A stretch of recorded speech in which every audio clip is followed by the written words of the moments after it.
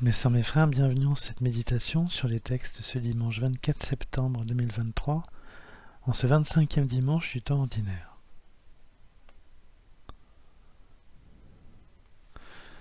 La grâce de notre Dieu est totale. Devant la puissance et l'infini de notre Dieu, tout ce qui arrive est pure grâce. Nos biens, nos pensées, nos espoirs sont complètement teintés de Dieu. Son unicité et son immensité font de lui une personne qui ne se réduit pas à nos pensées purement humaines. Pour cette raison, il ne sert à rien de nous demander pourquoi Dieu nous place dans telle situation plutôt qu'une autre.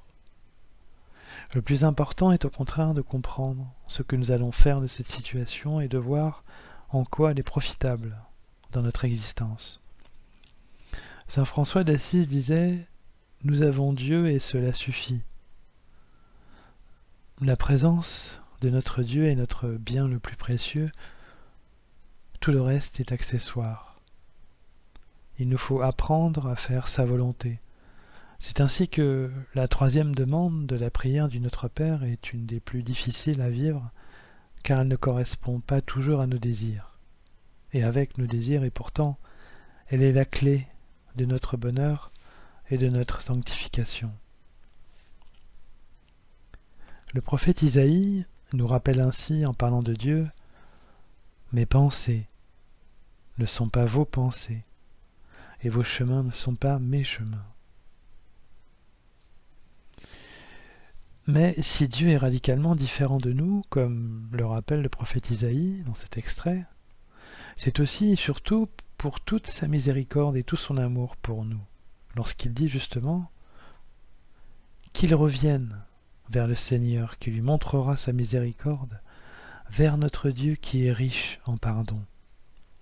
Ce que rappelle Isaïe au tout début de l'extrait.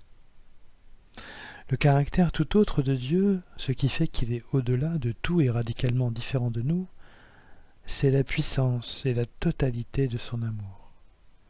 Il nous a aimés, lui le premier, et tout son être exsude son amour car il est sorti de lui-même en créant le monde par pur amour.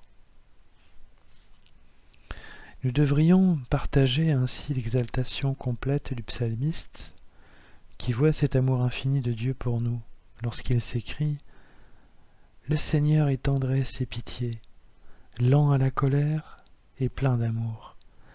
La bonté du Seigneur est pour tous, sa tendresse pour toutes ses œuvres. » Dieu a non seulement montré tout son amour en créant le monde et la vie sur terre, mais il a redoublé son amour en nous rachetant à prix d'or, pour nous faire son égal, par le sacrifice de son Fils Jésus-Christ. Dieu s'est ainsi immolé comme un malfaiteur sur la croix en renonçant à sa puissance.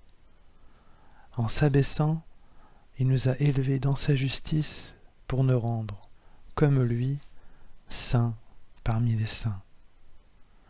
À la suite du psalmiste, au tour alors de l'apôtre Paul, de s'écrier joyeusement ainsi « Pour moi, vivre, c'est le Christ. »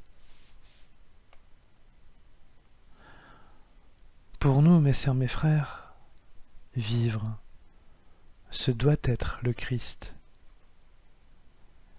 Jésus gouverne tout l'univers. Il est l'alpha et l'oméga, la bonté des bontés et la tendresse des tendresses.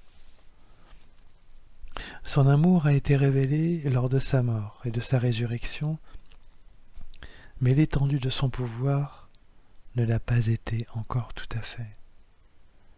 L'humilité de Dieu est en cours de déploiement dans tout l'univers, et tout sera dévoilé et déployé à la fin des temps.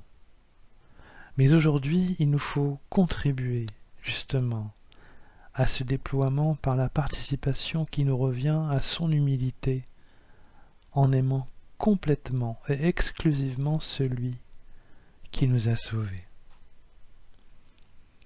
Si tout est grâce, mes sœurs, mes frères, il nous revient d'aimer totalement celui qui nous a fait grâce d'un don si grand au point d'accepter de mourir pour nous en nous donnant la sainteté, c'est-à-dire la victoire sur la mort et la vie éternelle. Jésus est le cadeau qu'il nous a fait. Jésus est l'amour.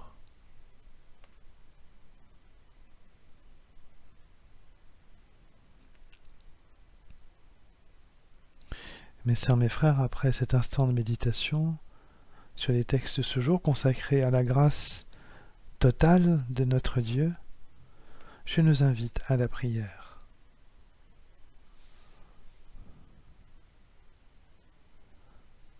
Ô Seigneur Jésus-Christ, tu as montré tout ton amour dans toute ton obéissance. La pureté de ton amour nous rend purs à notre tour. Que ton humilité nous éclaire sur la miséricorde du Père, qui peut absolument tout dans son infini amour.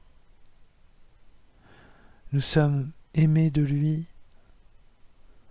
nous avons un Père aimant et unique, et avec toi un frère humble et doux. Que ton esprit nous saisisse pour vivre l'adoption mystique de notre Père, que tu nous donnes en nous montrant le chemin vers lui. Amen.